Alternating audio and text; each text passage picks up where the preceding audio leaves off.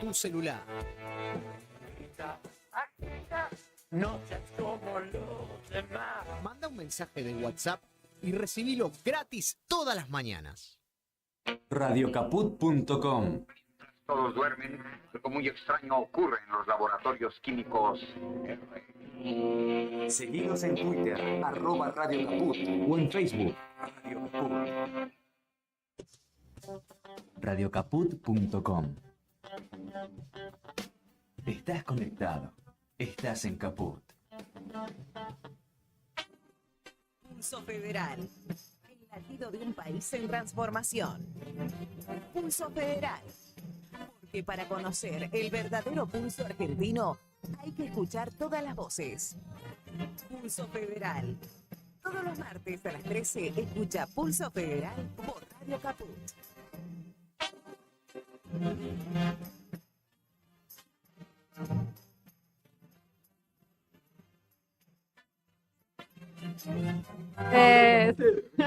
Bienvenido. Bueno, y bienvenidos también a nuestra audiencia. Mi nombre es Nair Villanueva, esto es Pulso Federal. Estamos aquí transmitiendo desde Ciudad de Buenos Aires, Argentina, y le doy la bienvenida a mi compañero Cacho Cuartango. ¿Cómo le va? Muy bien, incluso satisfecho por la convocatoria efectuada por los presidentes de los bloques de diputados y senadores que tuvo lugar la semana pasada en un hotel céntrico y donde permite avisorar un panorama de unidad con una rotunda oposición a la eliminación de las PASO de todos los sectores participantes. Se tiró de cabeza, Cacho. Ahí entramos ya en la realidad de una, veníamos contenidos y que sí, pasan muchas cosas, por suerte están pasando muchas cosas, no son todas de nuestro agrado, nos levantan mucha preocupación. Ahí vamos a seguir desmenuzando un poquito esto que decís, Cacho. Le damos la bienvenida a Walter Formento, colega, director del Centro de Estudios de Política y Economía. Gracias CIEPE. a ustedes. Un gusto estar, un gusto que uno se da de poder estar en Radio Caput con ustedes, algo que siempre nos gusta. Gracias a Martín por este espacio de acá en Radio Caput. Bueno, y sí, como decís, Cacho, avancemos nomás. Están pasando muchas cosas en el mundo y en nuestra Argentina que las podemos relacionar directamente porque creo que Argentina hoy tiene una muestra clara de lo que es la injerencia extranjera. Recién comentábamos un poquito antes de que arranque el aire que está difícil, ¿no? De que está difícil el panorama político, Cacho. Y aparte ahí estamos viviendo una época de muchos cambios, es decir, más allá de los avances tecnológicos, la perspectiva en el mundo ha cambiado mucho y eso es lo que marca la tendencia. Hay dos elecciones muy importantes este año, que son la de Brasil y la de Estados Unidos, que sin ninguna duda, cualquiera sea el resultado de ellas, van a tener importancia para la política en nuestro territorio.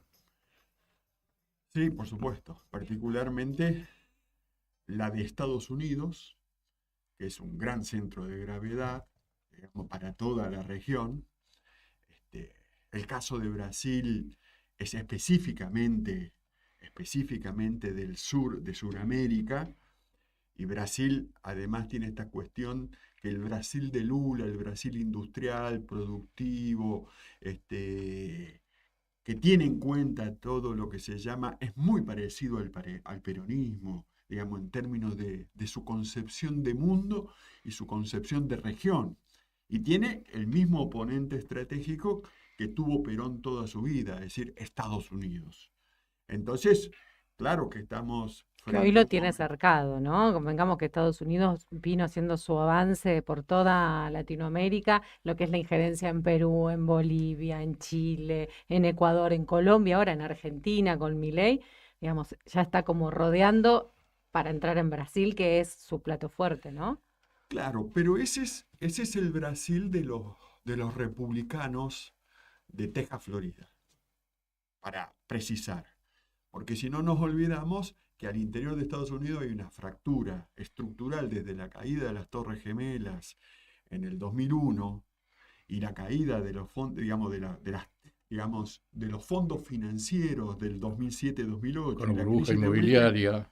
Entonces vos tenés ahí una fractura estructural estratégica que es propio de todo imperio en declive.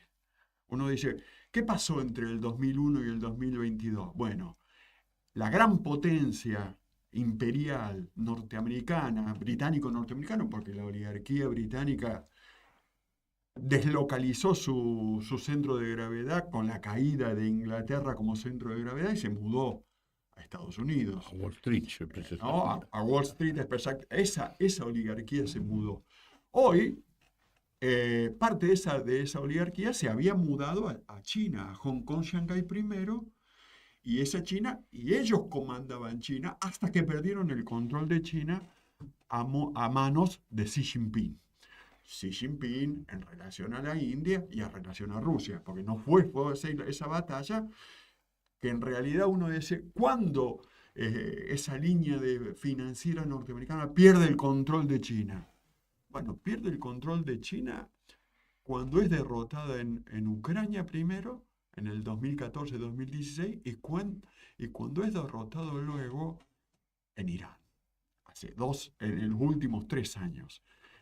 En ese momento, todo ese proyecto que se había desplegado desde el 2001 en adelante, se encuentra que está debilitado estructuralmente y el único punto de repliegue importante que puede hacer Es América del Sur. primero es sobre Estados Unidos obligatoriamente. Luego, Eso sobre sí mismo se repliega. claro, y con puntos de apoyo en la Unión Europea, que es donde hizo el repliegue importante, porque al ganar los republicanos no pudo replegar totalmente sobre Estados Unidos. Pero pivotea entre la Unión Europea, donde controla los gobiernos socialdemócratas, porque los gobiernos socialdemócratas son la sede del Partido Demócrata Norteamericano hoy en la Unión Europea.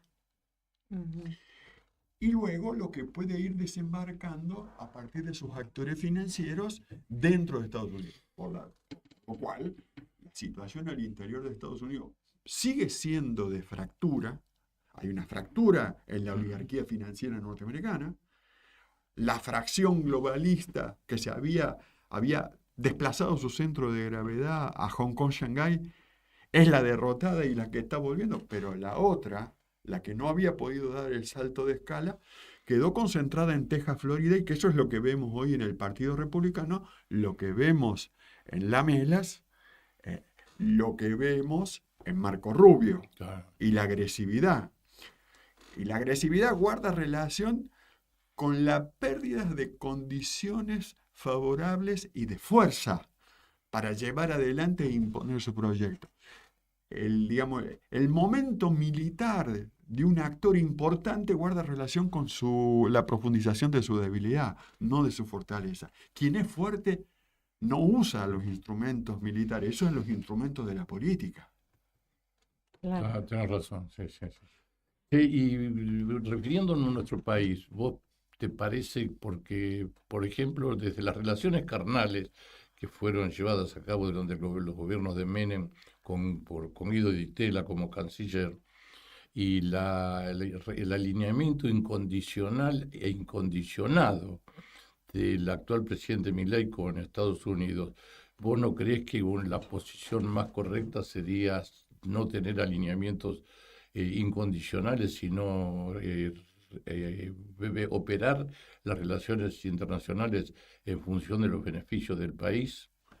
Desde el punto de vista del peronismo, desde el punto de vista de la Argentina en términos de su proyecto de desarrollo estratégico, justamente esa sería la posición estratégica a tener. Ahora, ¿cuáles son los cuadros políticos en función de gobierno?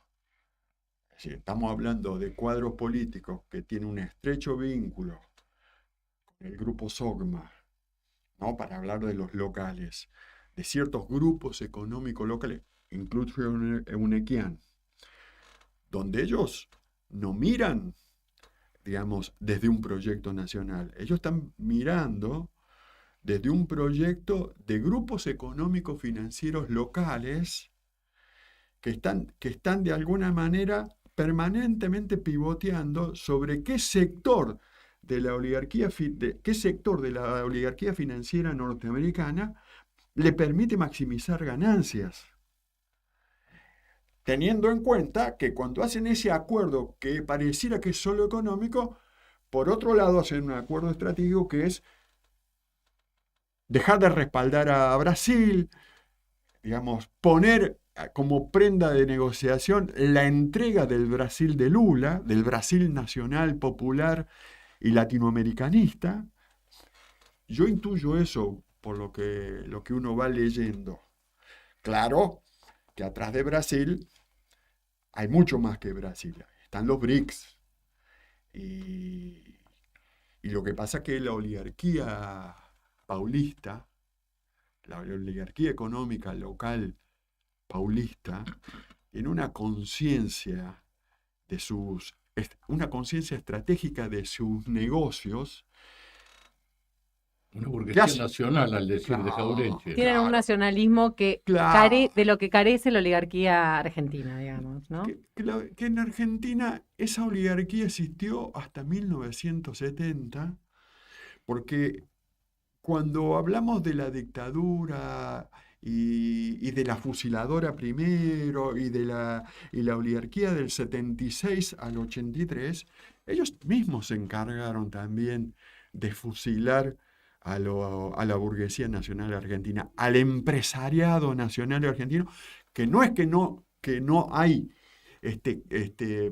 empresarios, pero no existe ese componente de estructura empresaria con proyecto nacional que tenía una concepción en términos de mercado asociado al Estado como el actor estratégico, político estratégico, y ahí el peronismo era su actor político estratégico porque era el que mejor entendía, aunque mientras vivió Alfonsín recuperaba lo mejor del irigoyenismo, que en aquella etapa había sido fundacional del peronismo, entre 1929 y 1937, y hace el proceso de, Forja y... todo forja, eso es lo que después vemos en el 43, que desemboca en el 17 de octubre. Todo esto que estamos diciendo, lo que comentabas sobre la situación en Estados Unidos y la posición en la que se encuentra Trump hoy, que es, para mí Trump es como el matón del barrio, declaró ahora que el estrecho, no sé si lo escucharon, que el estrecho de Hormuz es territorio norteamericano, desde el micrófono, ¿no? En Groenlandia también. Bueno, y por otro lado, Hillary Clinton preocupada porque está en puerta o en la boca de este demente hacer una reforma en la Constitución norteamericana, ¿no? Entonces, ahí es donde Hillary dice, si dejamos que esto avance con esta pasividad, que también hay protestas en Estados Unidos, pero no para lo demencial de la propuesta de Trump, ¿no? Digamos, como que hay una pasividad también, como hay en Europa, como hay en Argentina, que vemos frente a la avanzada o la escala tan violenta de este demente, nos pasa a nosotros con Milei, me parece que estamos muy tranquilos. Entonces, digo, nos lleva a pensar algo que también se plantea en el mundo, es esta brecha entre tanta riqueza, tanta acumulación de riqueza por un lado, y por el otro, nada, ¿no? Tanta pobreza. Entonces, una nueva propuesta de gobierno, un nuevo peronismo o lo que tenga que surgir, digo, creo que tiene que venir con esta propuesta bajo del brazo claramente. Salimos de votar un gobierno que dijo que iba a sacar los impuestos, se los sacó solamente a los ricos, y para los pobres no cambió nada. Digo, tiene las tarifas más altas, tiene la comida más cara, tiene el transporte más caro. Digo, no impuesto, y tiene un impuesto a la riqueza, el burgués que llega a pagarlo. Entonces, es necesario ir con una propuesta, es decir, tenemos que hacer un análisis, ¿quiénes son los dueños de producción? ¿Quién puede tener tanta riqueza? ¿Quiénes puede alguien no tener nada? Ni siquiera derecho a una vivienda, ni siquiera derecho a... tenemos que pensar, volver a lo humano, volver a la concepción planetaria de un bien común. Eso tiene que volver en un debate político. Sí, yo retomaría, digamos, la introducción, digamos, ¿de dónde el arranqué? planteo tuyo. Es decir, primero, entender que Estados Unidos, al interior Su oligarquía está fracturada y enfrentada, ¿no? Algo que pasó, que Perón observó desde el 29 hasta el 43. Porque ya en el 43 tenía concebido cómo iba a enfrentar eso, ¿no? Y acá el irigoyenismo, viene la parte fundacional del irigoyenismo del peronismo, junto con líneas de los conservadores, con los múltiples ríos que formaron el peronismo. En Perón vos tenés una estratega que entendía esto porque este era su tema. El tema de la estrategia a nivel internacional, en el plano universal, era su formación. Entonces, él se fue preparando, entendiendo hacia dónde iba el mundo, que el mundo iba a la Segunda Guerra Mundial, porque él ve la crisis del 29. Toda crisis financiera es el inicio de un despliegue, de una confrontación que termina en una guerra mundial en el plano militar. Él había visto la de la Primera Guerra Mundial, la crisis de 1890 que desemboca en el 14. Entonces Perón se prepara para eso. Por eso en el 43 va Farrell, no él. Entonces él conduce. Y vos me decís, la responsabilidad del peronismo hoy es de alguna manera poner en orden estas cuestiones, a ver si a lo mejor si estamos acertados o no, y conducir con un plan muy parecido al de Perón, pero adaptado, ajustado a los nuevos tiempos. Ese es el momento en el que estamos y lo que tenemos que enfrentar. Vos me decís, pero estamos en una situación que no tenemos grados de libertad para poder pensar en un proyecto nacional, en recuperar el proyecto nacional justicialista en términos de Estado, producción y trabajo, para volver a ser gobierno y a ser poder. No es cierto eso. Las condiciones internacionales vuelven a estar dadas como entre 1939 y 1943.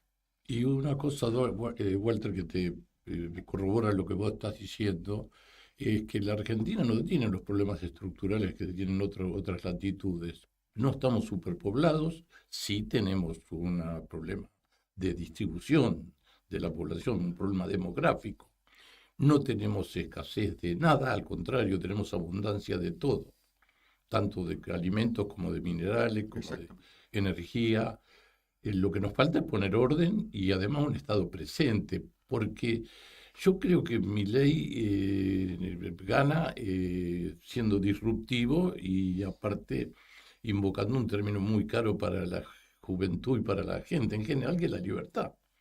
Pero la libertad ¿de qué y para qué? Claro. ¿Y a costa de quién? Claro. Lo mismo que los equilibrios fiscales. El equilibrio fiscal no se cabe ninguna duda que es deseable. Pero fue solo un discurso. Exactamente. Incluso el Fondo Monetario marcó entre muy disimuladamente a un pie de página marcó que era una ficción. Que es un dibujo. De hecho, eso lo están reconociendo lo puntualizó anoche Carlos Pani.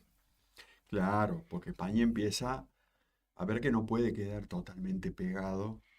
No, y entonces, ahora además los avances tecnológicos, incluso la inteligencia artificial, si la dejas liberada a los avatares del mercado, induce a una excesiva concentración de la riqueza en pocas manos. Por supuesto. Lo que pasa que es cierto que nosotros que teníamos un proyecto de inteligencia artificial regional, y es cierto que el Brasil de Lula lo tiene, ¿cierto? Lo tiene y lo está desarrollando, por lo tanto, pero no lo puede todavía poner en acto, a disputar con la inteligencia artificial que manejan los sectores demócratas globalistas, que vienen de ser derrotados, tanto en Ucrania como en Irán, porque también tenemos que mirar eso que llamamos nuestros oponentes, cómo le está yendo. Porque eso que llamado los globalistas, los que fueron derrotados en Ucrania, los que fueron derrotados en Irán, que son los que controlan el Partido Demócrata norteamericano, vienen con duras derrotas Por eso ahora, en Estados Unidos, el Partido Demócrata se expresa desde su base nacional y popular. Vos viste que los nuevos líderes que emergen y están ganando las internas en el Partido Demócrata son todas un promedio de edad menores de 50, menores de 40. Es decir, hay que justamente no tienen que ver con cuadros políticos que estuvieron vinculados a esa oligarquía financiera globalista que había copado el Partido Demócrata, ¿no? Entonces, digo, imagínate esa crisis al interior de Estados Unidos, porque ahí hay una crisis que tiene que ver con el nuevo sujeto o policlasismo que se va a hacer cargo de la conducción del Partido Demócrata. Bueno, es llamativo el intendente, si le podemos llamar así, el alcalde de Nueva York, Claro. Mandani, y están surgiendo otros líderes que también tienen una imagen, que son inmigrantes y que claramente hacen... Y son jóvenes. Y son jóvenes. Y hacen, bueno, de hecho Mandani, yo digo que tiene un costado muy peronista o tiene un asesor peronista porque sacó la Marqueta en el barrio, que son barrios, son ferias, o sea, supermercados con precios populares, digamos. Y le llama así la Marqueta en el barrio porque está carísimo la forma de vida para los neoyorquinos y también le ha puesto límites a los alquileres y demás. Viene con esto de regular, ¿no? De regular para los que menos tienen. Mandani está en un momento donde lo único que tiene es convocar a lo nacional y popular en Estados Unidos. Que no le pueden llamar nacional porque ellos tienen una concepción histórica federal, lo federal y popular. Y en esa relación, es decir, como el Partido Demócrata había sido copado por la oligarquía financiera global, es decir, los Clinton, los Obama, todo ese sector de cuadros políticos que expresaban a la vez esa oligarquía financiera que su centro de gravedad económica estaba en Hong Kong, Shanghái, porque ellos son los que industrializaron China. Hasta que China creyó maduro el momento y se puso al frente, como Perón lo hace entre el 43 y el 46, todo eso que había sido desde la crisis del 29 hasta el 43, después Perón se pone al frente y en vez de poner, cambia la oligarquía por esa alianza entre burguesía nacional y pueblo que se apoyó en el Estado como el gran vehículo para llevar adelante ese proyecto, pero en el medio de una crisis que se manifestó como guerra mundial, en la cual nosotros estamos hoy. El mundo ya está en un escenario de guerra mundial, de confrontación de grandes actores por el reparto de las áreas de influencia y de poder en el mundo. Por lo tanto, digo esto, yo repito esto, porque no es que nosotros no estamos obligados a tomar de ejemplo lo que fue el irigoyenismo y después lo que fue el peronismo como momentos históricos fundacionales del movimiento nacional y popular. Claro, pero sin ser nostálgicos. Sin ser nostálgico, no, hay que actualizarlo. Exactamente. Sí, Porque sí. Perón no dejaba de hablar de Irigoyen, porque además la legitimidad histórica la traía el irigoyenismo. Eso que a través de Forja le suministra todos los cuadros intelectuales a un cuadro intelectual estratégico como era Perón. Digo, y como era el equipo que venía con Perón. Digo, ahí hay una amalgama del industrialismo. Bueno, empiezan a estar dadas esas mismas condiciones.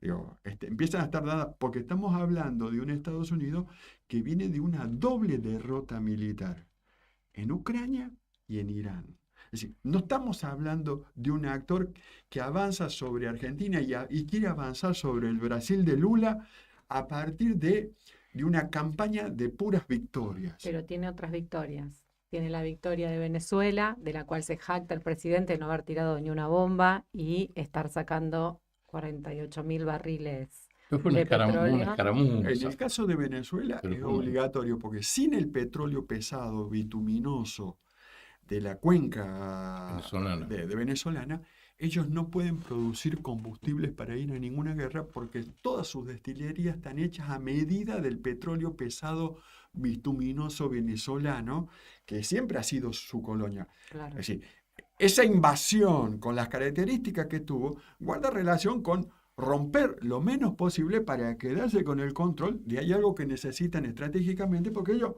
¿qué están pensando? Tarde o temprano tienen que ir al enfrentamiento con China, India y Rusia. Y ahora lo tienen a Espriella en Colombia. Que te quería preguntar, que hay un componente que no mencionaste en todo este desarrollo de los ricos norteamericanos o de la oligarquía, que tiene que ver Israel, el sionismo en todo esto. Digo, Bueno, de cuánto forma parte y cómo son las tensiones internas. bueno, las tensiones internas, para hablar de la oligarquía, vos tenés los Rothschild, que es lo que se identifica con el sionismo, Ujú.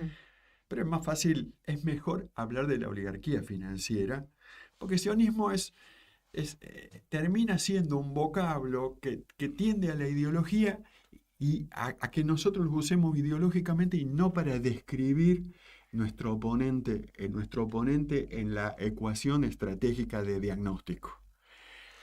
Ahora, esos Rothschild están enfrentados a los Rockefeller. Los Rothschild conducen y controlan el Partido Demócrata.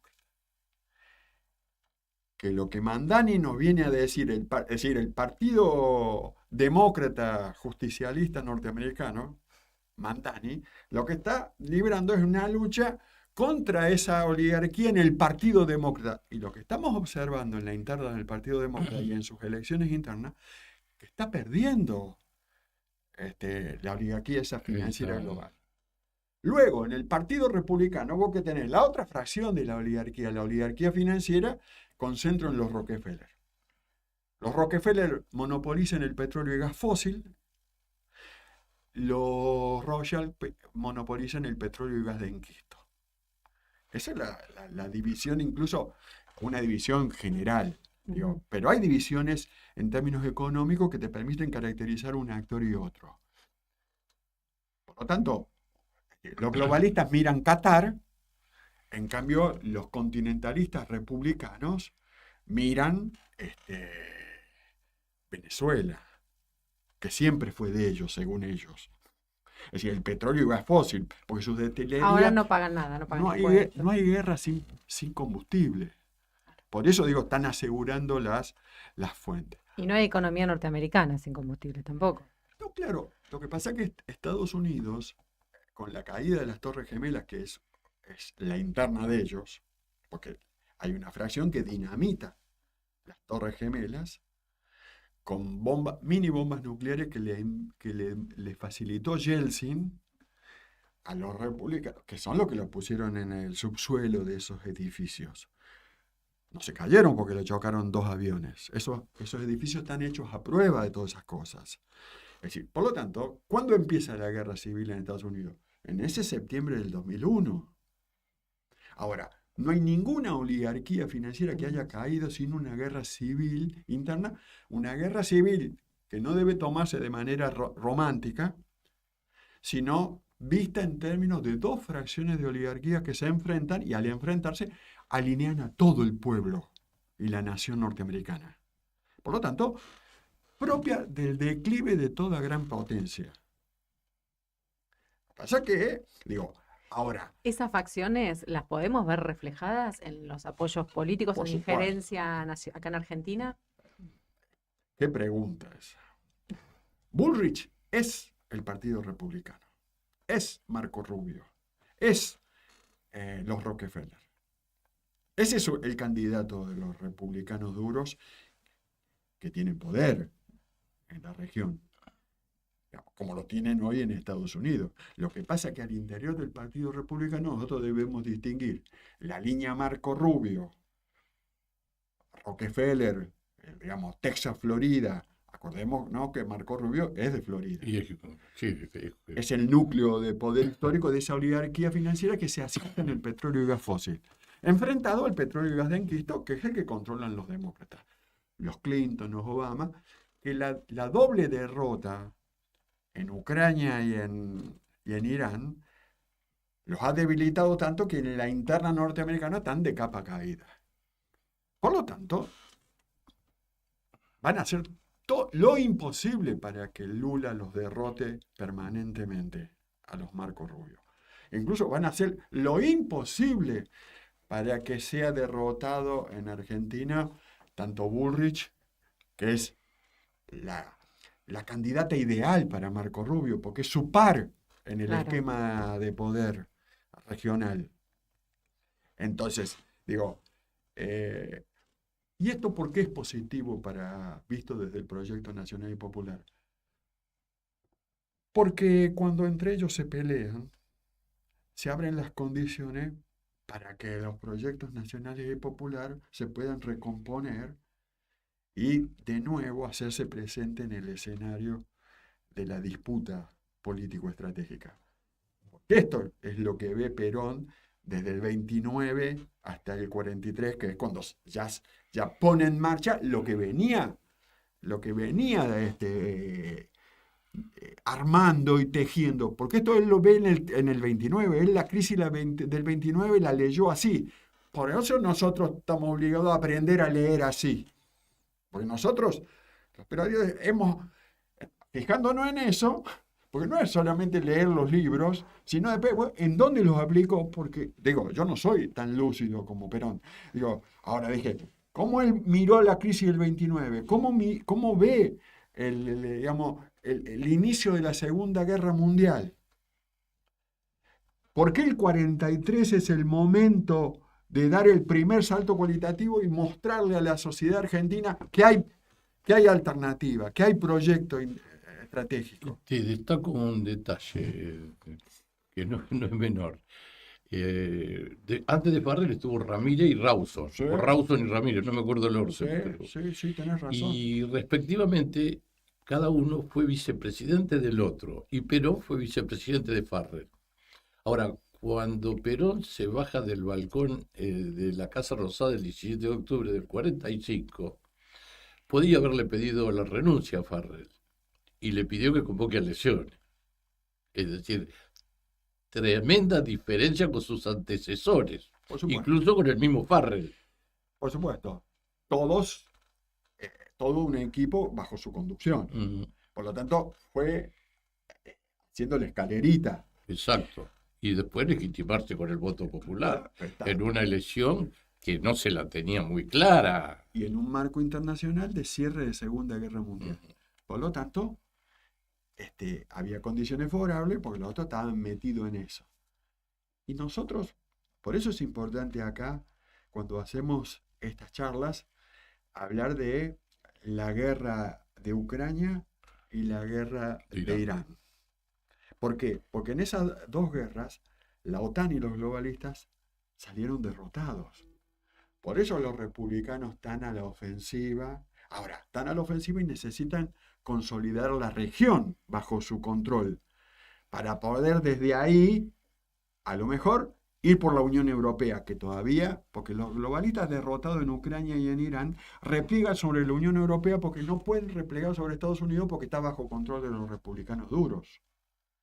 Entonces, es decir, digo, porque no estamos hablando de un Estados Unidos con una oligarquía en unidad compacta, absoluta. Está fracturada.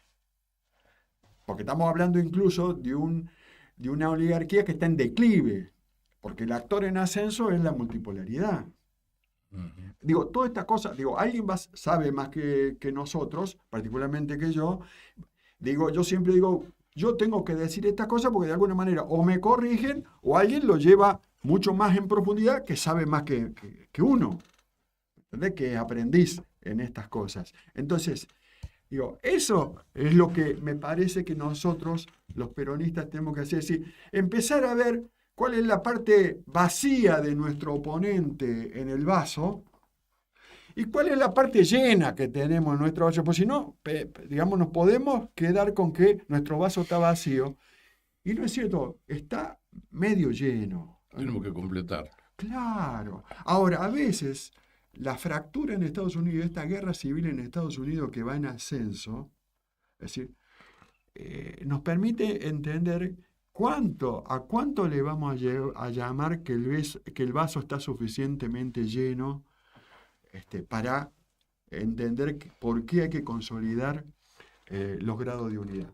Y con esto, pongo en relación a esto, en la discusión al interior del Partido Demócrata, la discusión entre los Clinton y esto que viene con los Mandani, porque lo que viene con Mandani es proyecto nacional industrialista. Es una fracción de tercer escalón que no es ni globalista demócrata ni continentalista norteamericana. Esas dos fracciones de oligarquía. Perdón, pero es como reconocer también la diversidad, digamos, porque de lo que estás hablando también son de perspectivas muy conservadoras de cómo debe ser el ciudadano norteamericano, ¿no? Digamos, muy forzado y muy acotado, muy discriminatorio. Creo que por ahí Mandani o esto es tratar de imponer o de convencer o de revelar que Estados Unidos tiene otra historia también que no se está contando, otra conformación, que hay un conglomerado que tiene que emerger e imponerse un poquito, que es esta voluntad popular, y también desde lo diverso, desde el respeto. Lo que tiene Mandani, o expresa Mandani a mi modo de ver, y toda esa playa de dirigentes de los estados federales. Claro, es un ejemplo, porque es el más visible. Porque es una federación de estados, no es un estado-nación. Con provincias. Una confederación, claro. Por lo tanto, Mandani lo que está queriendo, es decir, vos me decís, Mandani, ¿con qué sueña? Con el Kennedy del 63. Es industrialismo el que quiere reconstruir en Estados Unidos. No, el industrialismo de Estados Unidos que tiene diversificadas sus inversiones globalmente, en el mundo entero. Que era la fracción oligárquica que controlaba el Partido Demócrata. A eso reaccionan los cuadros del Partido Demócrata que están atrás de Mandani. Porque acá se fracturó el Partido Demócrata entre la oligarquía, el sector oligárquico globalista de los Clinton, los Obama, versus los Mandani y todos esos Mandani que son todos, primero, jóvenes que vienen, digamos, de lo federal y popular, porque ahí no se puede hablar de popular nacional, porque el concepto de Estado, de nación, no es un concepto norteamericano, y él está juntando eso. Ahora, por eso tanto Putin como Xi Jinping miran con mucha atención lo que está haciendo Mandani con estos, además, cuadros políticos jóvenes del Partido Demócrata que están produciendo un cisma al interior del Partido Demócrata, donde, si se llega a consolidar, digo, como tendencia, lo de Mandani, porque hay muchos Mandani, no hay uno solo, es muy probable que la fracción de la oligarquía financiera global que controlaba al Partido Demócrata y a partir de ahí imponía sus cuadros políticos, deba desplazarse del Partido Demócrata y volver al Partido Republicano. Transición que hizo entre la crisis del 29 y el cierre de la Segunda Guerra Mundial. ¿Y eso no generaría una prevalencia de los republicanos sobre los demócratas?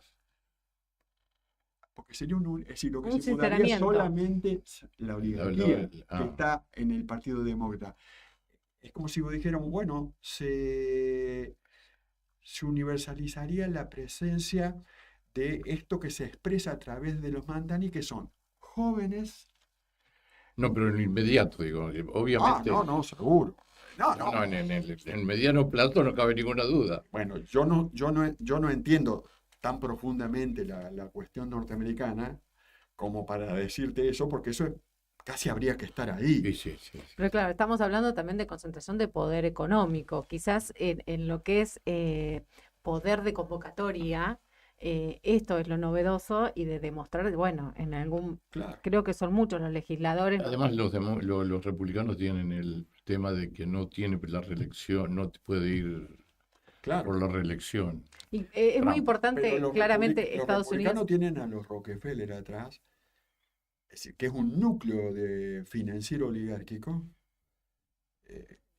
que no es el que ha sido derrotado en Ucrania y en Irán. Claro. Es decir, por eso vos decís, ¿por qué estamos viendo un partido republicano tan fuerte, tan consolidado en Estados Unidos, con casi opciones de reelección? Porque la derrota en Ucrania y en Irán y el desalojo anterior de la China globalista, porque China recién ahora constituyó el Estado-Nación, su territorio bajo conducción única del gobierno nacional chino. Acuérdense, Hong Kong y Shanghái Ujú. eran británicos. Está bien. Y cuando decimos británicos estamos hablando 1997-2007 todavía. Entonces, y ese era el punto de apoyo de los globalistas, que mudaron sus inversiones a China. Ellos tienen una debilidad, los globalistas, que es lo que digamos, el núcleo económico que está atrás de los demócratas, que ¿cómo haces para volver a traer las inversiones que mandaste a China a partir del 2097-2007? ¿Cómo la traes de nuevo a Estados Unidos? ¿Cómo haces todo el proceso de traslado a la mudanza. traslado? La crisis que eso significa. Por eso Sin crisis, ¿cómo lo haces sin claro, crisis? porque, por ejemplo, ¿qué preguntaría Perón? Bueno, pero ¿cuál es el grado de profundidad y estructuralidad de la fractura en la oligarquía financiera norteamericana? Esto que aparece entre los Rockefeller y los Rothschild. Siendo los Rothschild los globalistas, porque su centro son las City financieras. Es decir, los Rothschild mandan tanto en New York como en Londres, o como en París, que es la sede de la City financiera. Bueno, esa fractura, por lo menos ya habilitó el ascenso de la multipolaridad como proyecto estratégico en desarrollo, porque la consolidación de China, la disputa que está habiendo con la India, porque ¿qué está haciendo los globalistas? Desde Bombay, la capital financiera de la India, están tratando de producir un golpe de mercado o de Estado a través de la corrida financiera para quedarse con el control de Nueva Delhi, la capital política. En Nueva Delhi vos tenés la capital política. La capital política es un tándem de alianza estratégica con Rusia. Y ahí hay una disputa que está sucediendo por la India, porque entre la India e Irán se han convertido, en términos geográficos, en el nuevo centro de gravedad económico. Porque eso que antes nosotros mirábamos en Estados Unidos, eso hoy está en el Océano Índico. Eso que antes era el Atlántico Norte, hoy es el Océano Índico. Y recordemos que el Océano Índico, cuando uno lo ve y lo proyecta hacia abajo, viene sobre Australia, y si uno proyecta pasando de Australia, termina en la Antártida. Es decir, por eso los nuevos mapas se presentan así, ¿no? Se presentan con el Océano Índico en el centro y todo lo otro a los costados. Como antes se ponía el Atlántico Norte, era el centro, digamos, de tu mapa mundi, para que vos veas qué estaba en el centro, para saber cuáles podían ser tus aliados o tus oponentes. Bueno, nosotros tenemos que mirar el nuevo mapa de las relaciones de poder mundial, porque el centro de gravedad político-estratégico, tal vez por los próximos 50 años como mínimo, sea esa región, que además, cuando vos sumás la población china y la población de la India, vos ahí tenés 3.000 millones de habitantes. La diferencia es que la India tiene una tasa de natalidad media del orden de los 4.4 hijos por familia, y China todavía no llega a un promedio de 1 por familia. Y incluso eliminaron el control de que tenía que tener un hijo por familia. Claro, pero después culturalmente, hasta que vos te pones en marcha y empezás a tener una media de 2 hijos por familia, para tener un promedio de 2, vos tenés que tener una realidad que digamos, en términos culturales, vos empezás a incorporar el tercer y cuarto hijo. Es un debate demográfico. No hay ninguna de esas culturas que tenga hoy un ejemplo de que no exista una brecha marcada entre la extremada riqueza y la extrema pobreza. Más allá de todo el desarrollo industrial, de todo el desarrollo financiero o de la centralidad que tengan en el desarrollo financiero, sigue existiendo. Entonces es la misma trama en distintos, ¿no? La forma de colonizar y de ejercer el poder y de desarrollo pareciera casi idéntico. No estaríamos nombrando una economía que nos dé ejemplo de eso. Hablábamos de Estados Unidos, que en algún momento lo supo ser, y yo pongo la esperanza en el pueblo norteamericano, decir que tome las calles y que en algún momento salga a reclamar el país que tuvo en otro momento, porque está en una debacle. Bueno, pero ese es Diciendo que son los piratas del mundo, le roban el petróleo, te roban el cobre, te cobran, y aún así hay gente que no tiene cobertura social en Estados Unidos. Luego, cuando acá la gente te habla que, ay, porque en Estados Unidos se le cae las babas porque tenés el dólar, todo, es un gobierno de tradición pirata, como Gran Bretaña, como otros que le han robado al mundo todo, desde África, ahora nos toca a nosotros, nos han tenido en reserva, ahora, como decía Perón, somos en la reserva de agua, la reserva de minerales. Nos van a chorear todo de acá y aún así, o sea, a los pobres no les llega nada en Estados Unidos. Es el modelo, es siempre para esa oligarquía. Estos nuevos cuadros políticos que emergen en la fractura del Partido Demócrata, entre que se hizo globalista y lo que recuperan, vamos a decirlo a nuestro modo, lo nacional y popular. Acordate que concepto de nacional no existe en Estados Unidos, es lo federal y popular. Digo esto para que nos acostemos. Pero en Estados Unidos esta crisis se viene desplegando. Y seguramente su despliegue en profundidad no va a llevar para adelante menos de 20, 25 años. Que es el tiempo que nosotros tenemos, porque sigue siendo una potencia. Nosotros tenemos que mirar esto desde Argentina y desde Latinoamérica. ¿Qué tiempo me da a mí, que tengo grados de libertad, para recuperar un gobierno nacional y popular y poner en marcha un proyecto nacional, popular, industrialista, científico, tecnológico, en alianza con Lula, que es el que está pidiendo, por favor, que Argentina, porque si no, ¿con qué hace el aguante? Porque cuando vos cerrás a Brasil y Argentina, inmediatamente cerrás Perú y recuperás el puerto de Chancay. Tiene que ser inexorablemente una alianza argentino-brasilero, brasilero-argentino. Claro.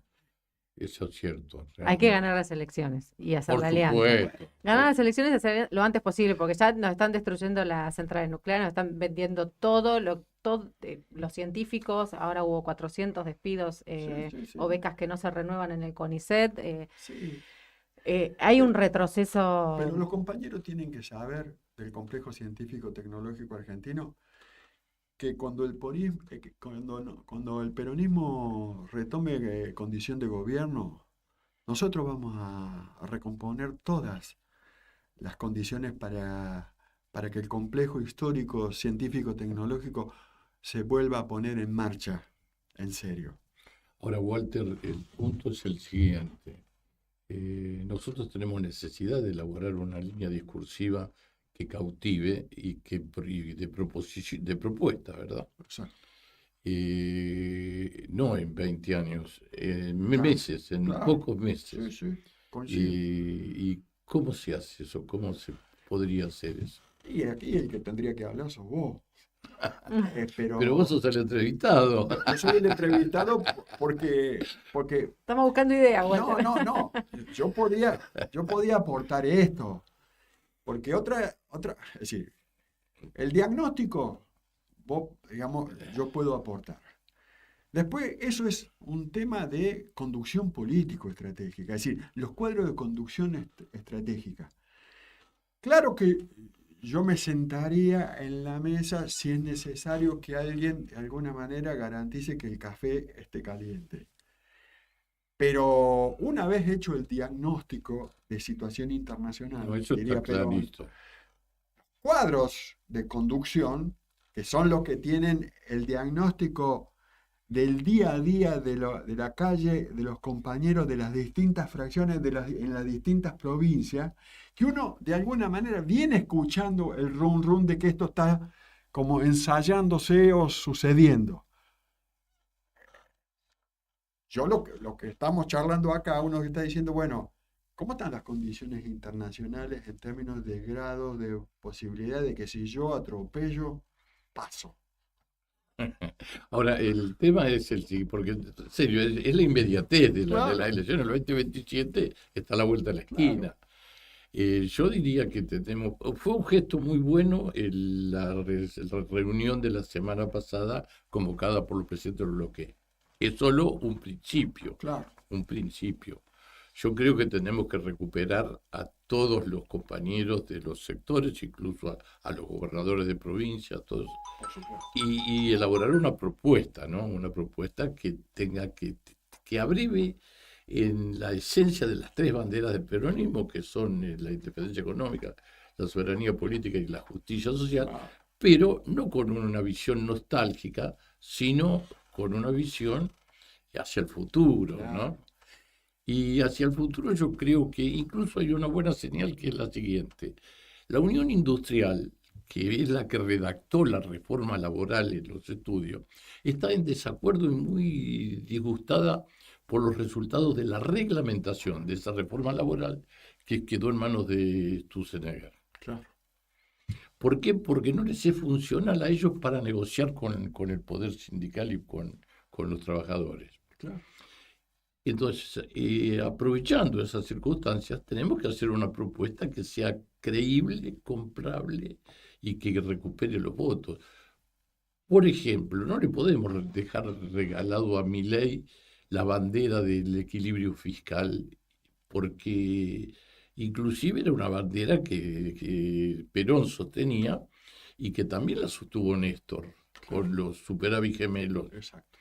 Entonces yo creo que ese es el camino, es ponerle racionalidad a la cosa y además propuestas de producción y de trabajo, Exacto. Exacto. Conectado. porque incluso el avance tecnológico y la inteligencia artificial va a destrozar puestos de trabajo. Sí. Cosas que hay que conducir y se puede conducir. Es cierto en este punto porque hay tres, digamos, know-how de inteligencia artificial. El que controla los globalistas, con Bill Gates. El que controlan los continentalistas duros republicanos, con Peter Thiel, es decir, Vance, que es el duro, ¿no? Del centro norte, los conservadores duros del centro norte norteamericano. Los Rockefeller van atrás, es decir, los Lamelas van atrás de Peter Thiel, digamos. de Peter Thiel y de Vance, porque no tienen inteligencia artificial propia, es decir, no han desarrollado, es decir, que son el poder económico, pero no tienen, pero son miembros los dos del Partido Republicano, pero ahí hay una interna. Pero la pueden comprar.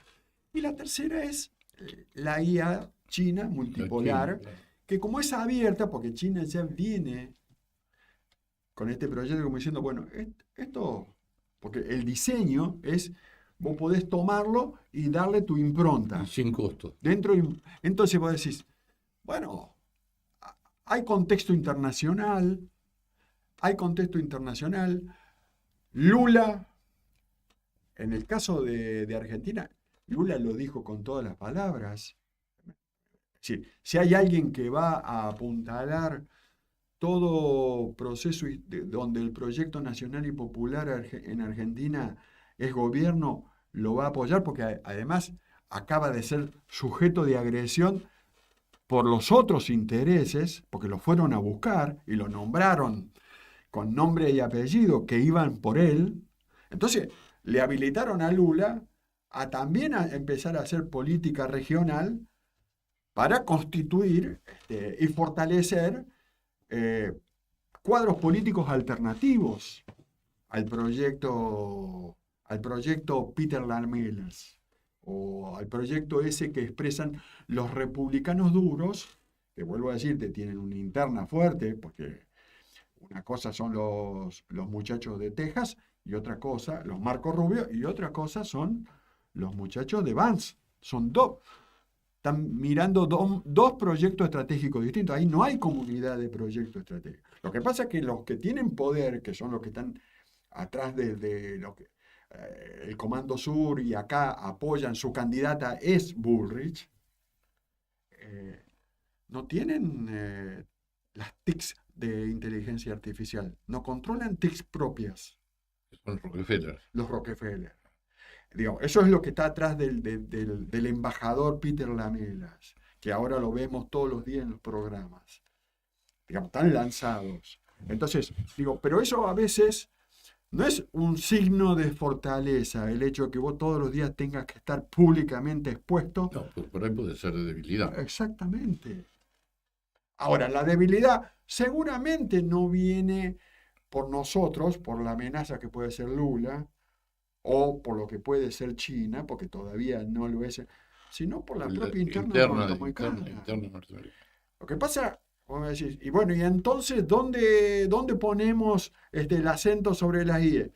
Sobre el movimiento nacional y popular, sobre lo que se llama, es el movimiento nacional y popular el que tiene que, de alguna manera, digamos, responderse ciertas preguntas en términos internacionales, que es lo que hace Perón entre 1936 y el 43, es aclarar esas preguntas, esas dudas. Hace falta un nuevo Perón. Y por supuesto, alguien que conduzca todo eso. ¿No es cierto? Que no somos nosotros somos Observadores. lo que Modesto, aportamos, modestos. estos aportadores. Bueno, Walter, muchísimas gracias por acompañarnos, por venir a esta Se ha, charla. se ha corrido rápidamente, ha pasado la hora. Ya son las 2 de la tarde, nos tenemos que ir a un corte, pero bueno, estamos en contacto. Gracias, Walter Formento. Gracias a ustedes. Una Bueno, alegría. nosotros nos vamos a un breve corte y ya seguimos con más Pulso Federal.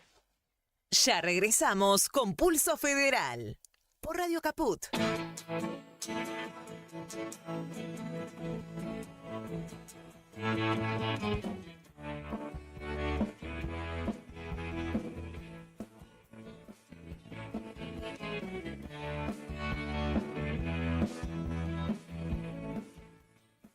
Estoy vencida porque el mundo me hizo así, no puedo cambiar. Soy el remedio sin receta y tu amor mi enfermedad. Estoy vencida porque el cuerpo de los dos es mi debilidad. Esta vez el dolor va a terminar. Parece que la fiesta terminó. Perdidos en el túnel del amor. Y dicen las hojas del libro que más leo yo. Esta vez el esclavo se escapó. Me entrego al vino porque el mundo me hizo así, no puedo cambiar. Soy el remedio sin receta y tu amor mi enfermedad. Estoy vencida porque el cuerpo de los dos es mi debilidad. Esta vez el dolor va a terminar. Del árbol una hoja se cayó. En mi boca la manzana se fundió. Tendrías que aprender a pedir perdón. Esta vez la cadena se rompió.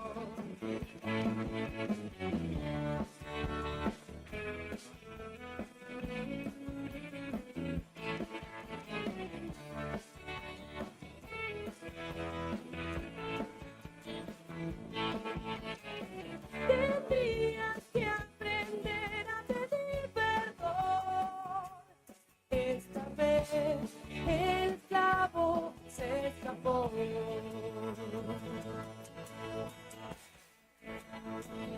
Estoy vacía porque el mundo me es así, no puedo cambiar. Soy el remedio sin receta y tu amor mi enfermedad. Estoy vencida porque el cuerpo de los dos es mi debilidad. Esta vez el dolor va a terminar.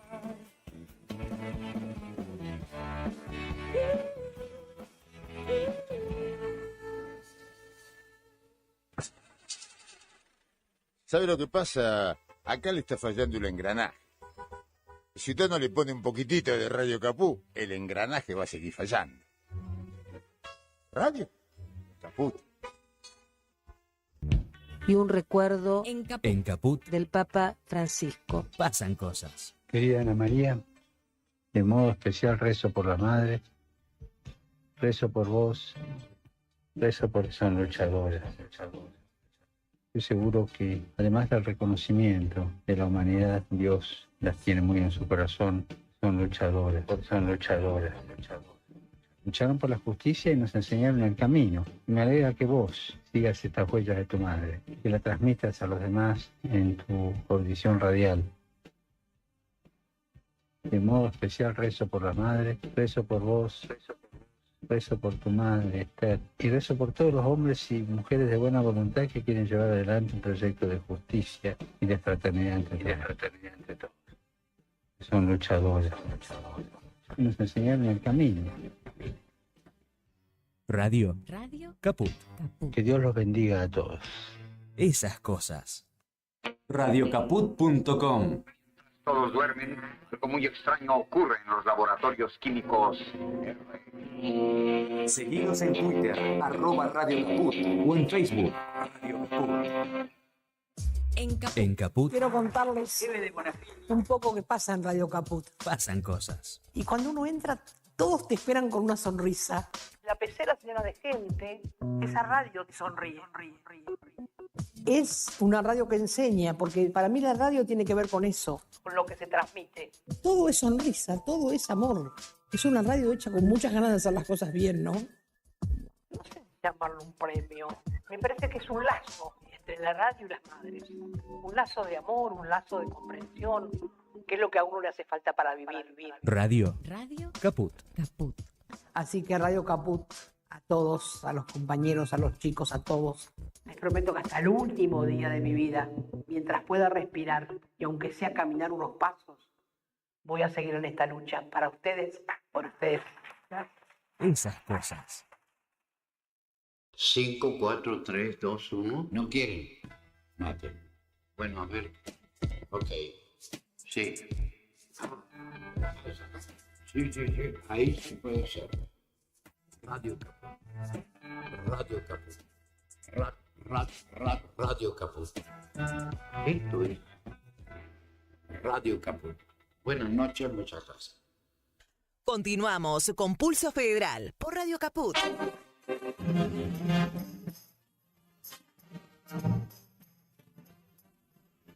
Continuamos en Pulso Federal. Ya hablamos un montón, Cacho. Bueno, y vamos a seguir hablando porque para eso estamos y ya estamos en comunicación con Gustavo Notariago, que es ex intendente municipal de Saavedra, partido de Pigüé, y tiene experiencia también en la ganadería, así que vamos a estar conversando con él. No sé si ya nos está escuchando. ¿Qué tal, Gustavo? ¿Cómo te van? Nair Villanueva y Oscar Cuartango te saludan. ¿Qué tal, Nair? ¿Qué tal, Oscar? ¿Cómo están? Un gusto hablar con ustedes. No, el gusto es nuestro. Gracias por atendernos. Gustavo, antes por que nada, te voy a pedir que nos describas un poquito tu ciudad, Saavedra, la realidad, bueno, y que nos cuentes también un poquito desde tu perspectiva, ¿no? ¿Cómo se ve eso? Fuiste intendente ahí un periodo y no quisiste renovar. Contanos un poquito. Bueno, Pigüé, a ver, es Pigüé, partido de Saavedra. Pigüé es la ciudad principal, que tiene alrededor de unos 20.000 habitantes, y después alrededor está Saavedra, en una época antigua, o hace unos años atrás, fue la cabecera del partido, después pasó a Pigüé, como ciudad que sigue a Pigüé en importancia. Después tenés ciudades más chiquitas o pueblitos para definirlo mejor. Localidades, como digamos. Dupau, Colonia San Martín, Arroyo Corto, Goyena y Espartillar. Todo eso en un radio de 70 kilómetros de una punta a otra. Así que tiene su diversidad. Ustedes para ubicarse, viniendo de Buenos Aires hacia Sierra de la Ventana, sobre la Ruta Nacional 33, son las primeras sierras que van a ver, son las nuestras. Estamos a 1 hora de Sierra de la Ventana, a 1 hora y media de Bahía Blanca. Y bueno, tiene una historia linda. Pigüé es la única fundación francesa en el país, de cero a lo que es hoy. 140 averoneses vinieron y fundaron Pigüé, unas 40 familias en el año 1884, 2 franceses tuvieron la idea, y de ahí se fue desarrollando Pigüé y el partido de Saavedra con todas sus aristas. Es una sociedad que una parte vive de la producción agropecuaria y la metalmecánica, hay industria textil también. Hay mucha producción de miel en el distrito, y la actividad es más ganadera que agrícola. Fue cambiando un poquito eso en los últimos años, con lo que se había depreciado la carne, con todas las aristas que toma la producción agrícola, que causa un poco de desertización de los productores, de la familia rural, un éxodo importante de los 90 hasta esta fecha. Que la verdad que es algo que se debería revertir, porque no es más que generar una competencia a veces laboral entre la ciudad y el campo. El hijo del productor genuino o del trabajador rural genuino viene a las localidades a buscar otro tipo de trabajo, se pierde. Hagamos una pausa y ¿cuál es la realidad hoy de la actividad ganadera en el presente? Hoy es una actividad que desde afuera parece otra cosa que lo que es desde adentro. No es lo que se vende o lo que vende por ahí o lo que ustedes van a ver en la sociedad rural o los grupos grandes inversores del agro. Acá hay mucho productor chico, que la verdad que si tenés que hacer un análisis económico, en una época, no sé, como un productor chiquito de 200 hectáreas.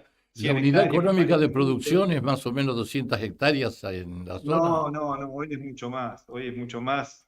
En esta zona está más cerca de los 400, no es una zona de primer nivel. Esto, para que lo imaginen ustedes, es el norte de la Patagonia. Entonces el clima es duro, tenemos muchas heladas, mucho bajo cero en el invierno. Este año no fue tan duro, fue más húmedo, tal vez falta todavía pasar una parte del invierno, pero es un clima hostil y bastante complejo. Entonces, no es una zona productiva de tanta calidad como Coronel Suárez o Trenquelao, que vámonos un poquito más al norte, más para adentro. al noroeste. Sí, es algo más parecido a lo que es Torquín, Bahía Blanca, un poquito mejor, y a medida que vas bajando al sur... Es más riguroso el clima, claro. Sí. Vos actualmente... Pero bueno, No, perdón, seguí. No, dale, Oscar, dale. No, digo que vos actualmente presidís el comité de la Unión Cívica Radical o... No. ¿O fuiste presidente? Fui presidente del comité, fui presidente del Consejo Deliberante, fui intendente, pero como entrando y saliendo de la política. Yo desde los 20 años participo en ONGs, en voluntariados, y la parte política en mi vida fue la menor de una participación social dentro de una comunidad. Fue más siempre cooperativas agrícolas, una ONG que trabajamos en educación con Francia, que logramos, la verdad que es un proyecto muy lindo, que logramos que en las escuelas de Pigüé se tome una segunda lengua extranjera, tanto en las escuelas públicas como privadas. Eso es un proyecto lindo que llevamos adelante con con Mario Porto y con Jorge Ameal en su época, que dio mucho trabajo, pero la verdad que hoy es un orgullo porque es la única ciudad de la Argentina que tiene un proyecto oficializado de lengua extranjera como segunda lengua en chiquitos de cuarto, quinto y sexto grado de escuela primaria. Estuvo Mario Porto en un programa nuestro hace un par de semanas, ¿no? Sí, hace. ¿Y cómo Vi ves? ayer vi una foto de Mario, así que bueno, un saludo para él. Se debe acordar de ese proyecto, así que bueno, la verdad que fue muy lindo. Digo, ¿estás alejado entonces de los partidos políticos, tanto de Juntos como del Cambio, como de la Unión Cívica Radical, o seguís teniendo una pertenencia? ¿Cómo ves el presente político desde tu A ver, trayectoria? a mí me gusta mucho la política y el problema es que si me meto a fondo, entonces estoy como un adicto en recuperación. La verdad que la política es hermosa. Lo que pasa que a veces se desprestigia o la gente se enoja con la política por algunas actitudes de algunas personas. Y eso es lo que tenemos que evaluar y que saber dividir las aguas en ese sentido. Entonces yo creo que hay que participar.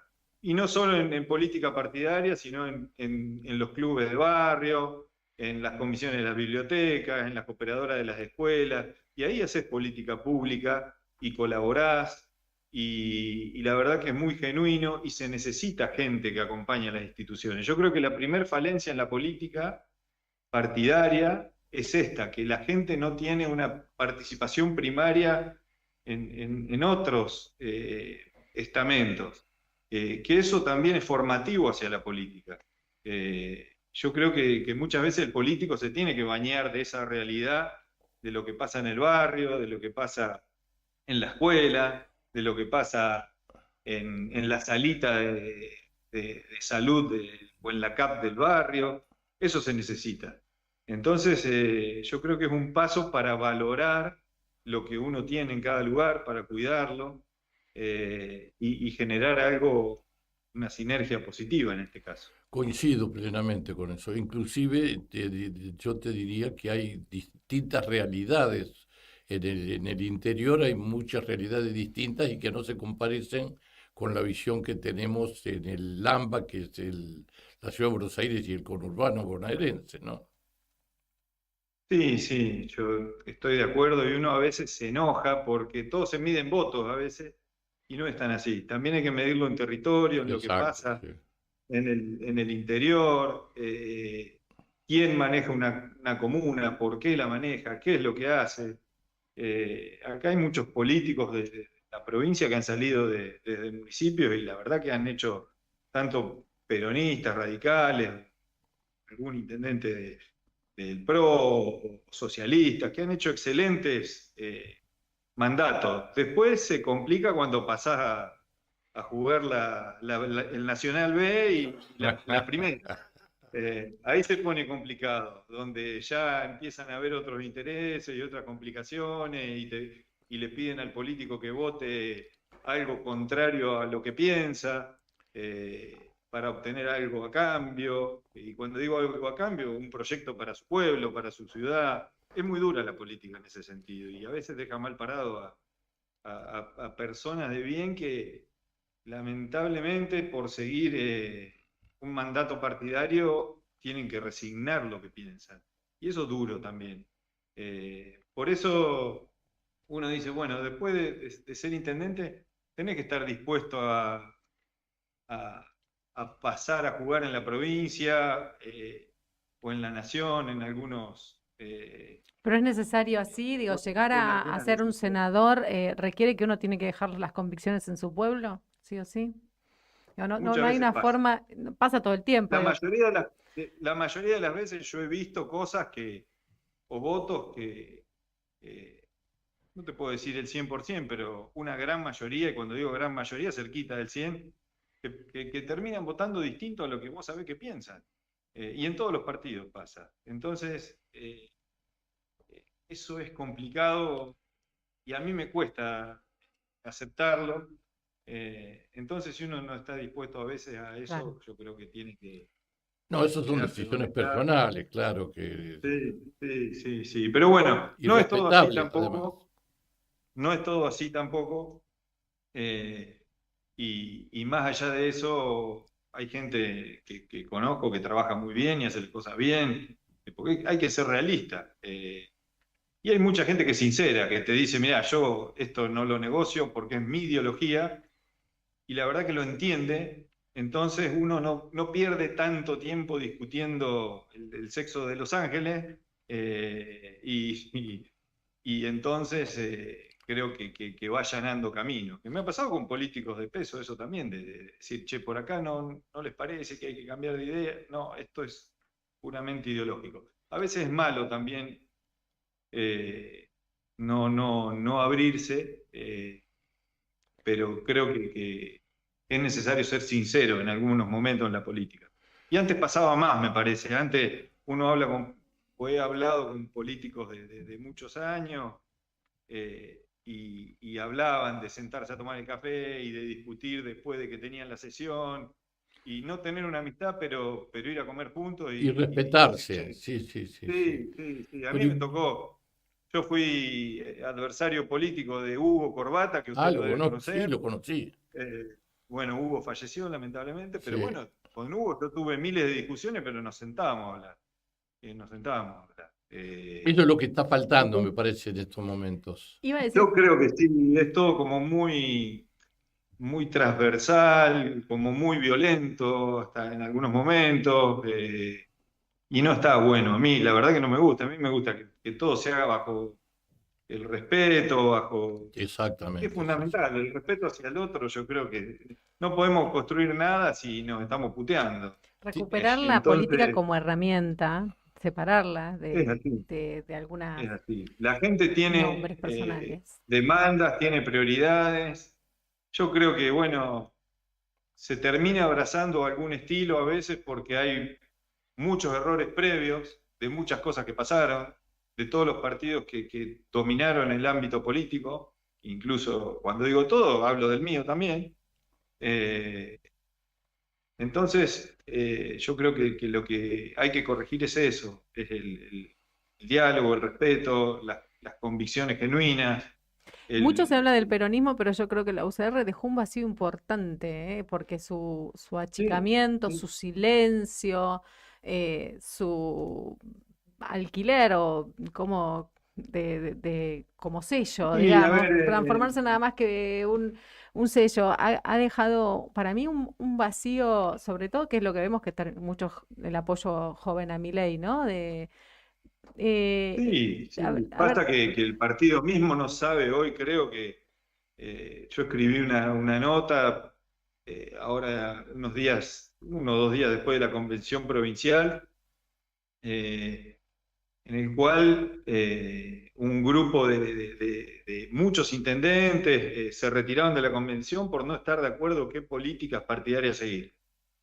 ¿Por qué? ¿Qué pasa eso? Porque el partido hoy, yo lo que veo de afuera, es que el partido se está acomodando a lo que viene para hacer furgón de cola de otros partidos. Y yo la verdad que prefiero construir algo desde cero y perder 10 elecciones, pero que sea genuino lo que haces. Construir desde lo genuino. Muchas veces se habla de la construcción de poder, se habla de que para gobernar hay que ser como un poco más permeable a algunas ideas. Sí, puede ser, pero a veces no tanto, porque si uno entiende que dentro de las facciones, tanto el radicalismo como el peronismo, hay facciones más de derecha, más de izquierda, algunas más centristas, pero no podés regalar las convicciones partidarias y estar pensando más en, a ver, si vamos por acá y nos aseguramos laburo todos los que estamos de este lado. Lo que vamos por acá por la izquierda, y si gana nos aseguramos el Este es un laburito. exceso de pragmatismo que yo creo que no le hace bien al país, ¿no? Inclusive yo creo que en el país lo que nos está faltando es acordar algunos ejes de políticas de Estado que sean comunes a todos los sectores, por lo menos a los sectores mayoritarios, como para Indudablemente. que inclusive no se cambie cuando se cambie el gobierno. Eso, que sean sustentables en el tiempo y además que garanticen soberanía alimentaria, que garanticen educación, A ver, salud, un desarrollo para una comunidad, no un negocio del momento para unos pocos. Es el ABC. Yo en una charla, creo que fue el último año de mi mandato con Teresa García, pues la verdad que yo lo que debo rescatar de mi paso como intendente fue la excelente relación que tuve con todos los funcionarios de Axel Kicillof, inclusive con él, que el día de hoy que seguimos cruzando algún mensaje siempre breve de saludo de cumpleaños para él, pero ¿qué es lo que queda? Yo le decía a Teresa, ¿por qué no pueden concordar estos partidos políticos de base, como son el radicalismo y el peronismo, las políticas públicas y que no se muevan, que sean, que nos toquen durante años así? La organización es más fácil, la salud, la educación, la parte económica. Hay muchos temas que son cruciales para la vida de un país y que creo que, a ver, tanto el radicalismo como el peronismo, a ver, somos defensores de la salud pública, de la educación pública, y entonces creo que hay que fortalecerse desde ahí. No puede ser que un día venga, se cambie un plan de estudio porque cambió el gobierno, porque... Y bueno, yo creo que ahí se tienen que hacer fuertes los Pero partidos hay muchas más políticos. coincidencias. Vos venís de un sector productivo. ¿Cómo están los productores locales hoy? A ver, el productor local, la mayoría está con deuda. O sea, ¿por qué? Te cuento, vos ves, vamos a la carne, que es un tema, el Sí. más político de todo es la carne. Sí. Sube la carne y tenés los medios, obviamente, ahora en el MAC, que es en el mercado de Cañuelas, antes era en el mercado de Liniers, viendo qué pasa con la carne, pero no se preguntan en el medio qué pasó, no se preguntan qué pasó con todos los productores que criaban una vaca, y la respuesta es ¿qué pasó? Y es más fácil sembrar soja, es más fácil sembrar cebada, es más fácil sembrar trigo, armar un pool de siembra. ¿Y qué pasa en el medio? Y la gente deja de producir, entonces hay mucho menos vaca, hay mucha menos producción, se cierra la exportación, el precio se deprime, y después viene un cambio de gobierno y revienta todo por el aire. Como ahora está en un valor histórico el ternero que nunca había estado, sí está cercano a los valores internacionales, como está el combustible, pero lo que tenemos que asegurar es que tanto el productor y tanto el consumidor que puedan acceder a la comida, o sea, a la carne, a la leche, al pan, que el empleado se pueda vestir, las textiles están destrozadas. Entonces nos vamos de un lado hacia otro, como en una tormenta, y se destroza todo, se termina destrozando todo. Entonces creo que hay que tener un plan productivo a largo plazo, que vamos a decir, sí, vamos a exportar, pero también vamos a asegurar que haya cortes más económicos, que el trabajador pueda comprar carne. Que el argentino pueda comer, claro, carne de vaca, porque hoy se le apunta que es solo para que pueda exportar. comer también cerdo, que pueda comer pollo, que pueda comer cordero, enseñar también muchos temas más allá de la carne de vaca, de otro tipo de producción pecuaria, y sostenerlo. Pero bueno, somos así los argentinos. Un día nos casamos con este y otro día vamos con el otro, y es una especie de locura que no está bueno, porque la verdad yo creo que tenemos que seguir un norte como país. Sabemos que es un país que tiene condiciones y tiene riqueza como ningún otro, tenemos de todo, pero bueno, tenemos que saber explotarla. ¿Por qué no para de aumentar la energía? Dejémonos de embromar, el combustible lo producimos nosotros, busquémosle la vuelta para parar de aumentarlo un poquitito, resignemos un poquito, y bueno, y la verdad que no me importa tanto si 2 o 3 petroleros pierden el 5, el 3 o el 2 o el 5 o el 6%. Busquémosle la vuelta. Eso es lo que tenemos que Pero creo que votaron desregulación, acordar. ¿no? Y encima a cargo de Sturzenegger, Sí, que sí, no sabemos, no encontramos en qué materia entiende todavía.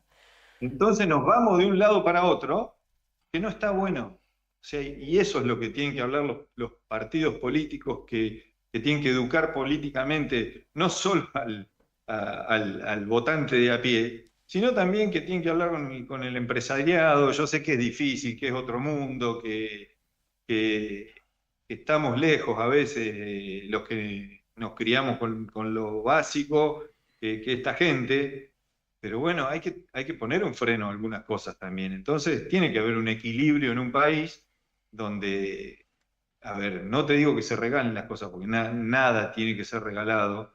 Sí hay gente que muchas veces necesita ayuda y hay que dársela, obviamente, pero creo que hay que organizar las economías diversas de las diversas producciones del país.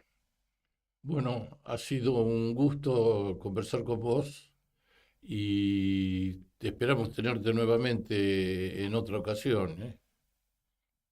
Bueno, les agradezco. Para nosotros los del interior, tener esta oportunidad, la verdad que es muy linda. Tenemos el programa precisamente es Pulso Federal, porque buscamos tanto en el interior de la provincia como en el interior del país referencias políticas de distintas visiones, ¿no? Yo creo que, Bueno, Gustavo, te quiero decir que es un aporte muy valioso desde el sector que vos conocés. También le había dicho a Cacho fuera de micrófono, el sector productivo, el sector ganadero, porque en la provincia de Buenos Aires es amplio y no está contento hoy. Entenderíamos que hoy, con todas las desregulaciones, ¿por qué no está contento con este gobierno hoy? ¿O qué es lo que necesita? Y tampoco están contentos los trabajadores de ese sector ni los consumidores, porque no podemos acceder a la carne en la cantidad que queremos, las veces que queremos por mes, porque los valores para el trabajador, el asalariado, son muy elevados. Entonces no está contento el productor, no está contento el consumidor. Es el momento para empezar a ponernos de acuerdo. Creo que hay que salir a conversar con el productor, con el consumidor, con el ciudadano común y tratar que antes de que lleguen las elecciones 2027 tengamos una perspectiva más coherente, ¿no? De lo que necesitamos de la política, de esa herramienta y de ese representante. Sí, ojalá se pueda hacer, ojalá haya una convergencia de los partidos políticos y que prime la coherencia en un país que a veces ha sufrido decisiones incoherentes. Ojalá se pueda hacer. Bueno, Gustavo, muchas gracias. muchas gracias. Bueno, gracias a ustedes. Hasta luego. Hasta luego. Gustavo Notariago pasaba por acá por Pulso Federal desde Pigüé, Saavedra. Claro, es Pigüé, yo lo dije al revés, el partido. Y bueno, esto que hacemos acá en Pulso Federal, conocer un poquito, pasear por las distintas comunidades, conocer sus realidades. Y vamos a seguir de paseo. Ahora te voy a llevar a un lugar más lindo. No más lindo, no quiero quedar más contigo porque es hermoso lo que digo, pero bueno, porque vamos a Luján, más cerca. Y vamos a estar hablando con el compañero del director del Museo Ameguino de Luján. Déjame chequear que me acuerdo su apellido, pero no quiero meter la pata con el nombre. Vos tenés memoria mejor que yo, Cacho, de compañero Suárez. A ver, estamos acá con Federico Suárez, muy bien, de Ameguino, ya está conectado con nosotros para conocer un poquito la casa Ameguino de Luján, historiador, es docente. ¿Qué tal, Federico? ¿Cómo te va? Ahora te podemos ver. Nair Villanueva te saluda y Cacho Cuartango, que lo tengo acá al lado. Buenas tardes, Federico. Estás muteado, me parece. No sé si de tu lado o del nuestro.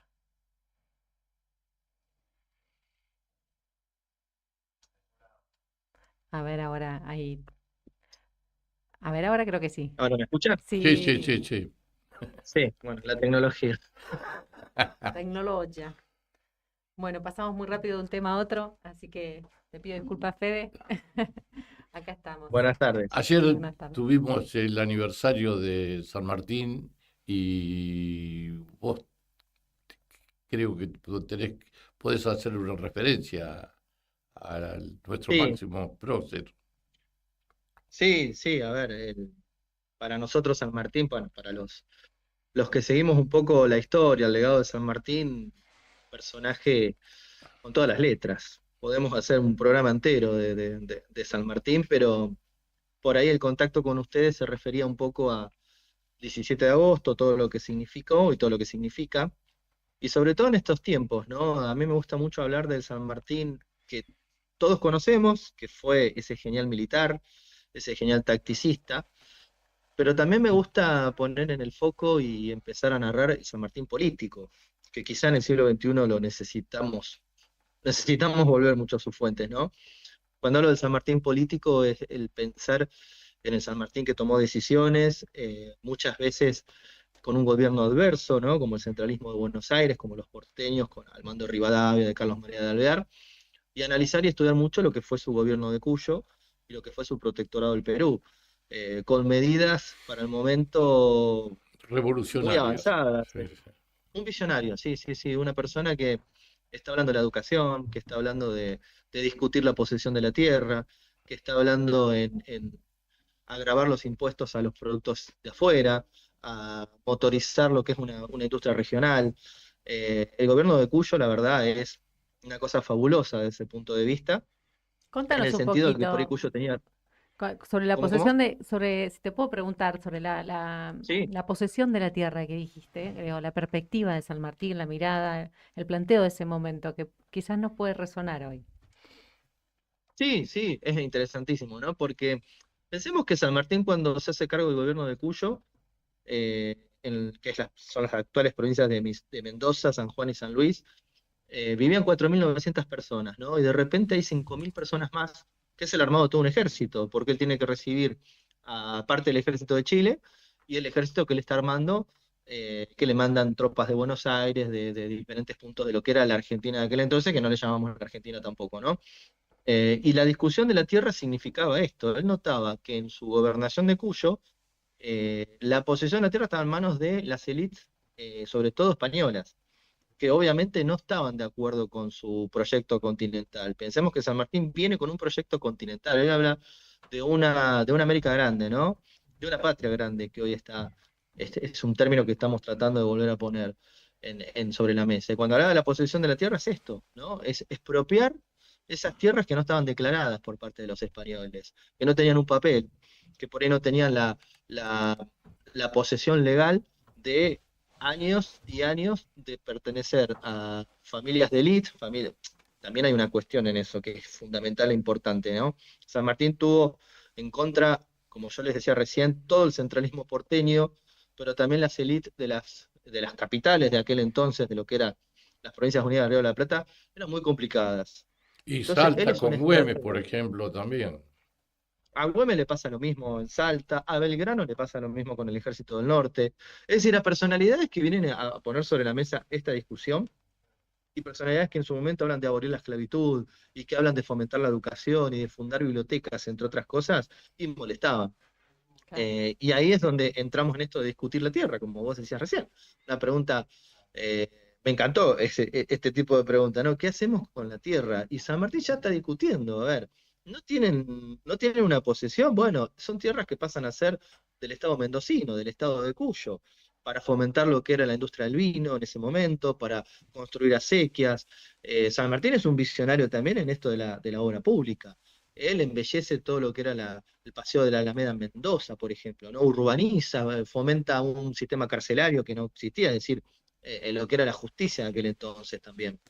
Federico, pero además te digo algo, al haber reconocido el genocidio que hubo en toda América Latina por parte de los colonizadores, como también se puede reconocer lo que fue la campaña del desierto, digo, todo lo demás, todo el reparto que vino después de eso, digo, es a partir de crímenes, ¿no? Entonces, digamos, ¿de qué legalidad nos estamos, desde qué legalidad nos estamos parando? Digo, porque, ay, no, tengo un papel, pero te lo hiciste vos mismo, Sí, viejo. totalmente de acuerdo. Es que incluso capaz no estaba el papel tampoco, Claro, ¿no? no, fuiste a la Era una escribanía de posesión tu hermano hereditaria. y te hiciste el papel, digamos, no. Sí, totalmente, totalmente. Bueno, es la gran discusión que todavía tenemos que dar hoy, ¿no? Cuando uno habla de la independencia, ¿no? Generalmente cuando a San Martín lo emparentamos mucho con el Congreso de Tucumán, porque realmente él es el Y artífice de la él fue el independencia, no impulsor de la solamente de lo que era la declaración de la Argentina de aquel independencia. entonces, de Chile. Fue el impulsor. Sí, totalmente. Él necesita una independencia para no irse con un ejército de rebeldes a liberar Chile o pasar a Perú. O sea, él necesita ir con un ejército independentista, independiente en todo aspecto, ¿no? Y a veces está bueno pensar en el siglo XXI si efectivamente somos independientes, ¿no? Si independientes de quién. El poder económico sabemos que está concentrado en las mismas familias aristocráticas de la época de que estamos charlando ahora, ¿no? Y la posesión de la tierra siempre fue algo muy discutido. Yo hoy hablaba, por ejemplo, de los gestos. Es muy distinto, si me voy más atrás en el tiempo, la conquista española, cuando se posesiona sobre la tierra, se reparten entre los adelantados lo que era la tierra, y no les importaba si en el medio había una comunidad indígena, una comunidad de pueblos indígenas, ¿no? En el caso de estos hombres, como Belgrano, San Martín, Martín Miguel de Güemes, ellos necesitan a los indígenas, porque tienen que formar ejército, ¿no? Pero distinto es el gesto. Una cosa es venir a decirte, yo soy el conquistador y por lo tanto tengo el derecho de la posesión sobre la tierra, y otra cosa es lo que hace San Martín, que le pide permiso a los picunches y a los pehuenches, diciéndoles, la cordillera es de ustedes, les pido permiso para pasar con mi ejército. Obviamente que son también circunstancias que tiene que negociar. A ver, San Martín es una persona que tiene que negociar con todos para llevar adelante su epopeya. Y tiene que hablar con los pueblos indígenas, pero fíjense el gesto de decirles, les pido permiso para pasar por la posesión de las tierras de ustedes, porque en el fondo él necesita formar ejército también. Y para formar ese ejército necesitó de todos los que más o menos tenían un encono hacia los conquistadores realistas que venían claro. desde el siglo. ¿Cuál era el trato que tenía San Martín con los nativos? Mira, hay pruebas sustanciales que nos dicen que el papá de Calfucurá, el cacique Calfucurá, que para los que no lo escuchan por primera vez, Calfucurá fue el cacique del Imperio de las Salinas, ¿no? En la época de Rosas estoy hablando, durante el gobierno de Rosas, incluso posteriormente al gobierno de Rosas. Huentecura, o Huentecurá, que es el padre de Calfucurá, fue parte del ejército de San Martín, ¿no? Él siempre tuvo buenos gestos hacia los pueblos indígenas. Ya esto de hacer un parlamento con los indígenas de la cordillera para decirles quiero pasar por el territorio de ustedes, son muy pocas las pruebas o los documentos que tenemos acerca de personalidades que vivieron en el mismo tiempo y que le pidan permiso a los indígenas para pasar, ¿no? ¿no? Ya es un montón eso, ya muchísimo. Siempre ha tenido buenos gestos con las clases, hoy le llamamos las clases subalternas, ¿no? Cuando hablo de clases subalternas, el esclavo, el sambo, el indígena, que si bien son parte del ejército, y muchas veces a la fuerza tienen que ser parte de ese ejército, hombres como San Martín les prometían la libertad una vez que se termine la guerra, ¿no? Son gestos que hoy, 200 y pico de años después, decimos qué poquito, pudo haber sido más. Pero para el momento era un montón, ¿eh?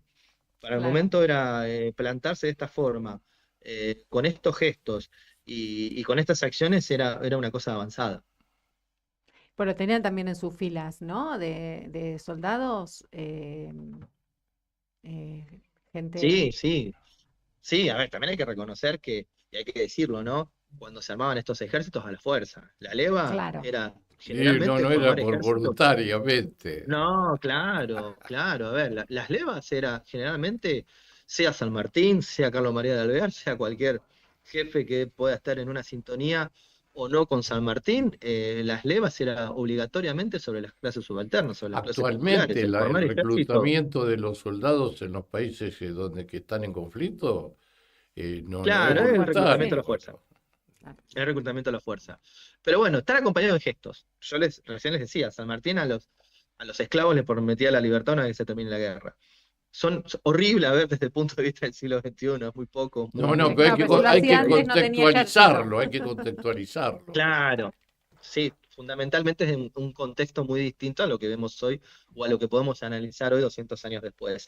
Pero sí, los ejércitos de la independencia, el mismo San Martín lo dice, ¿eh? Palabras más, palabras menos, hay una frase muy conocida de él, en una carta a Tomás Guido, donde él dice, la libertad de los pueblos de América la hicieron los esclavos, los indígenas y las clases populares, porque a él le costó mucho en Mendoza, cuando estaba haciendo el ejército de los Andes, que las élites mendocinas le pasaran esclavos o le pasaran personal para su ejército.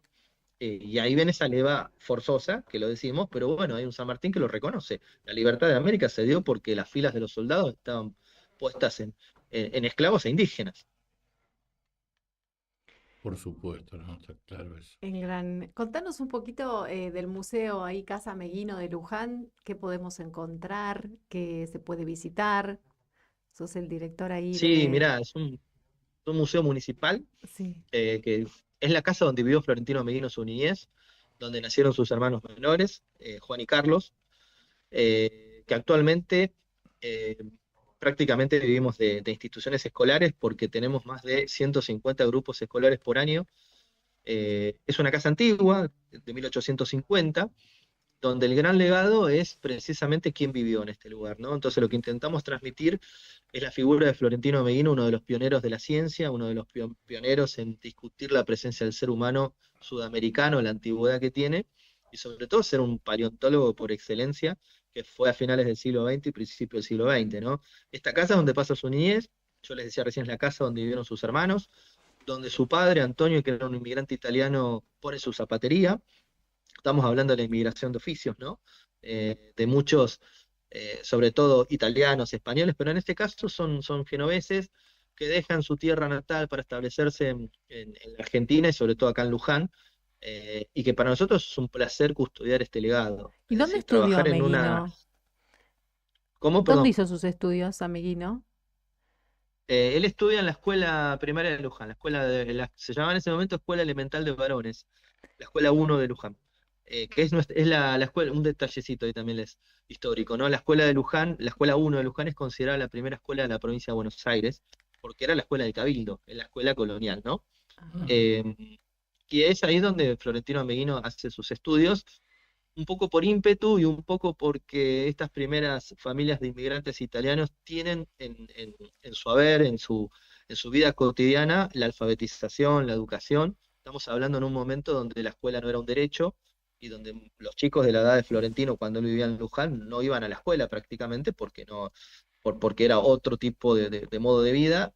Insisto en esto de tener la educación como un derecho, no lo era, y que ayudaban a los papás. No existía la infancia como la conocemos hoy, ¿no? Claro. En el caso de Florentino, por la madre, por María Dina Armanino, una insistente en que sus 3 hijos vayan a la escuela. Yo creo que le salió bárbaro, porque, bueno, Florentino Meguino después cuando creció, que ya deja Luján, se convierte en una de las figuras de la ciencia más grande no solo de la Argentina, sino del mundo, ¿no?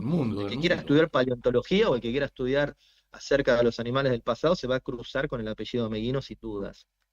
¿Y se forma como paleontólogo dónde, luego de mudarse de Luján? Mirá, la formación como la conocemos hoy de paleontología, en aquel tiempo se le denominaba naturalistas, porque no teníamos la ciencia como se estudia hoy en la universidad, una profesionalización de lo que es el área, ¿no? Pero él se forma mucho ya en lo que tiene acá Luján. Luján es considerada la cuna de la paleontología nacional, porque se dan, antes de la estadía de los ameguinos en Luján, descubrimientos que llaman la atención sobre el lecho del río Luján. Que son descubrimientos de megamamíferos. Para que me entiendan, son los animales que vivieron después de los dinosaurios, ¿no? No se imaginen esos grandotes que vivieron en la Patagonia. Estamos hablando de una antigüedad entre 10.000 y 120.000 años para atrás, ¿no? Pero Luján se convierte en un eje central de estos descubrimientos porque para el momento que aparecen estos fósiles, está en discusión el origen del ser humano en todo el mundo, ¿no? Hay unas corrientes históricas que están poniendo en discusión cuántos años tenía el ser humano en el mundo, ¿no? Y ahí está Meguino. El simple hijo de un zapatero, que se forma primero por lo que tiene en el contexto que yo siempre digo cuando vienen las escuelas de los más chicos, ¿no? Imagínense estar caminando por el río, que el río en aquel momento era como un lugar público, era una plaza donde se pescaba, te metías al agua, se lavaba la ropa, pero empezás a ver fósiles antiguos, que él tuvo por esa ventaja de ver esos grandes huesos, quizá en la orilla, en la barranca. Empieza a preguntar. Por acá anduvo el doctor Francisco Javier Muniz, que era médico rural en la época de Rosas, que fue uno de los primeros también en hablar de ciencia y en dejar manuales escritos con indicaciones para el armado de los esqueletos de estos animales. A Meguino empieza a hacer un ruido muy importante, muy de jovencito. Pensemos que una persona que a los 12 años hablaba 3 idiomas, a los 16 años se convierte en maestro de escuela, y que el profesor Giovanni Ramorino, que por ahí es algo nuevo escuchar estos apellidos, ¿no?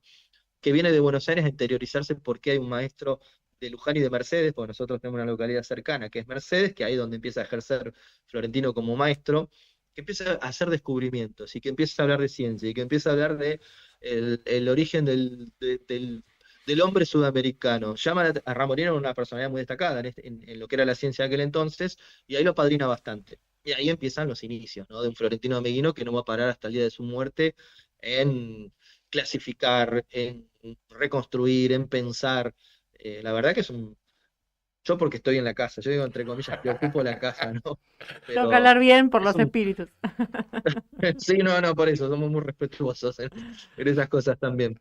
Pero que es una personalidad de la ciencia muy destacada y que por ahí Luján, que es conocido por la basílica y por la fe de la gente y por la Virgen, había un ameguino en esa época también, ¿no? Claro. Que no sé, que estoy hablando de un Había un momento donde la científico. ciencia y la iglesia, claro, la ciencia y la iglesia no eran compatibles, ¿no?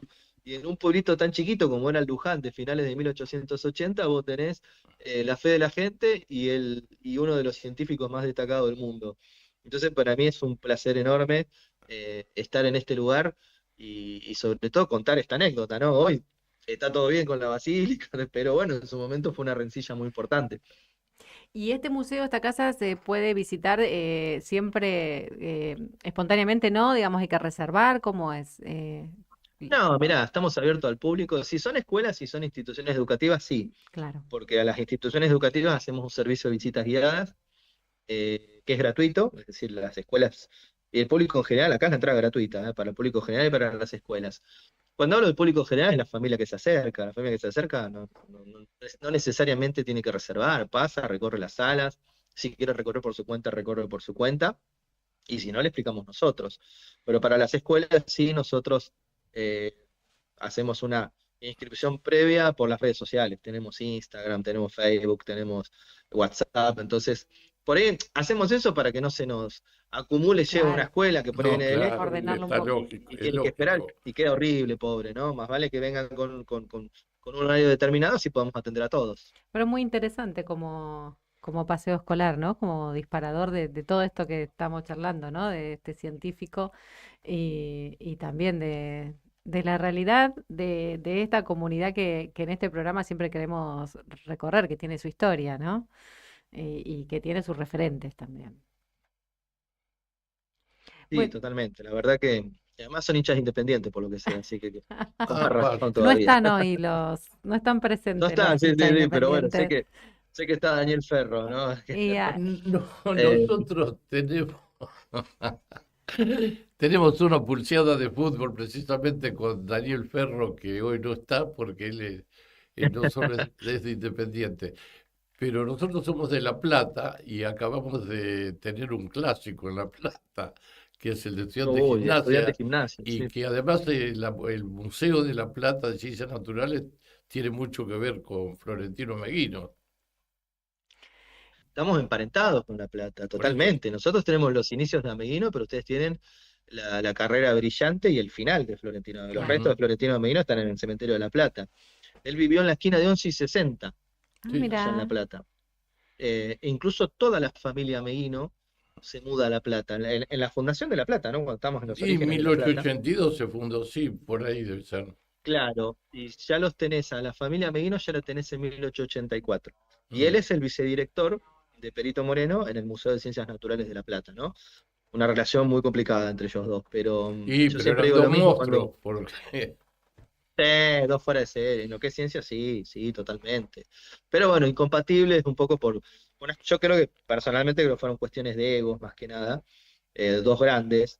eh, y Florentino Ameghino, más allá de que trabaja muy poco en el Museo de La Plata, porque él está un año y medio, decide quedarse a vivir en La Plata y pasa sus últimos años allá, en la esquina de 11 y 60, con su esposa parisina, Leontina, y toda la familia de los tíos de Ameghino se van a vivir a La Plata. Es más, ustedes en La Plata tuvieron a uno de los primeros farmacéuticos de la provincia de Buenos Aires, que es Francisco Ameghino, uno de los tíos de Florentino, y que su hijo Arturo Ameghino fue uno de los primeros médicos neurocirujanos de la Argentina, también con presencia en La Plata, viviendo en La Plata, ¿no? O sea que la familia Ameghino no solamente tenés estos tres que decían nacidos en Luján y que viven después en La Plata, pero sí toda la familia Ameghino la vamos a tener como un eje central de lo que fue la ciudad de La Plata en sus inicios. Federico, muchísimas gracias por estar presente en Pulso Federal, por traernos tu aporte, tu conocimiento. Te vamos saludando, que ya estamos redondeando lo que es el final del programa. No sé, Cacho, si querés sumar algo más. No, simplemente decirle que fue un gusto escucharlo, tanto en lo que se refiere a San Martín como también a Florentino Meguino, que no muchos saben que era oriundo de Luján y que había estado dando sus primeros pasos en ese. Bueno, muchas gracias. El placer fue mío y para lo que necesiten por acá estamos, ¿eh? Yo soy Una pincha. cosita. Sí. Una cosita. No soy el director del museo, ¿eh? Siempre quiero Ah, aclararlo. bueno. Pero no importa. Nosotros acá en el museo, el director del museo es el director de cultura de Luján. Ah, bien. Nosotros somos, pero no pasa nada. Bueno. Me dieron un título, me gustó. Era una forma de presentarte Sí, que... no hay problema. Bueno, no, yo te quería aclarar que no, acá no tenemos el chiste de Independiente porque falta Ferro, claramente, que encontró hoy el huequito y yo soy pincha, pero soy una pincha muy particular porque la verdad que tengo una estima con Gimnasia y Esgrima de La Plata muy grande, así que, bueno, nada, soy más hincha del fútbol que de los clubes, sinceramente. Así que no entro tampoco. Perdón. Mirá, un primo de Ameguino, César Ameguino, fue presidente de Gimnasia La Plata, 1885, si no me equivoco, por ahí. Mirá.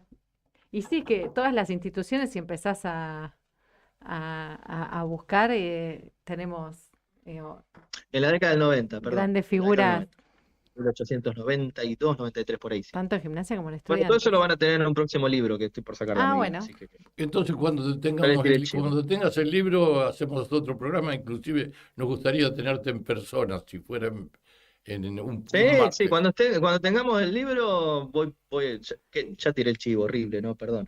Pero No. No, está cuando bien, tenga está el libro, bien. voy a andar por ahí. No, te esperamos, un gusto. Un gusto igualmente, ¿eh? Gracias, Federico. Bueno, y Por favor. así nos vamos. Vamos cerrando lo que es el programa de hoy, Cacho. Bueno, Muy lindo programa. hemos extrañado un poco a los compañeros, pero tampoco les digo mucho lugar, ¿eh? No, Nos hablamos todo, Cacho. Bueno, te quiero comentar Ah, el regalito que le manda una amiga mía, Florencia, que trabajó con Cacho en Gracias, el Ministerio de Florencia. Trabajo. Tiene una gran admiración por su gestión por aquel momento, así que me dijo, llévale unas Islas Malvinas hechas de orgonitas para vos, Cacho. Bueno, y así estar más presente. Le mandamos un beso grande y gracias a todos por acompañarnos en esto que es una edición más de Pulso Federal. hasta el próximo martes. Esto fue Pulso Federal por Radio Caput. Debe ser lo gorila, debe ser. Que andará por ahí. Nos volvemos a encontrar el próximo martes a las 13 en Pulso Federal por Radio Caput. En Caput Había un viejo. pasan cosas. Dice así. Si uno tiene un amor, una muchacha, una cosa que le anda por la piel por todas partes, digamos Buenos Aires. Digamos un octubre, un poema, y pasa algo. Ocurre que viene el mal, la peste, una desgracia. Los cretinos mascadores de chicle, boleadores de todo lo que crece. Un yanqui, hijo de puta. Los cretinos mascadores de chicle. Para ser más precisos, a matarlas. Un yanqui, hijo de puta. Entonces ya no se puede hablar así nomás. Es necesario odiarlo, destruirlo. Hay que pelear con rabia, encontrar la manera de acabarlo. Salirles al encuentro como sea y además decir, como un rezo, casi obligatorio, yanqui, hijo de puta. Y enseñárselo a los chicos. Radio Caput. Por amor a la vida, nada más, simplemente. Esas cosas. Norberto Galazo en Caput. ¿Querés arrancar la mañana bien informado? InfoSiberia, las noticias en tu celular. Manda un mensaje de WhatsApp al 1128679078 y recibilo gratis todas las mañanas. Con la única que me hace feliz cuando nadie me mira. InfoSiberia, las noticias en tu celular. No seas como los demás. Manda un mensaje de WhatsApp y recibilo gratis todas las mañanas. La lupa mágica de la palabra, donde se nos asoman los de las teclas y nos proporcionan un pedazo ya. La lupa mágica de la palabra, con la conducción de Alejandro Gil, desde San Miguel de Tucumán.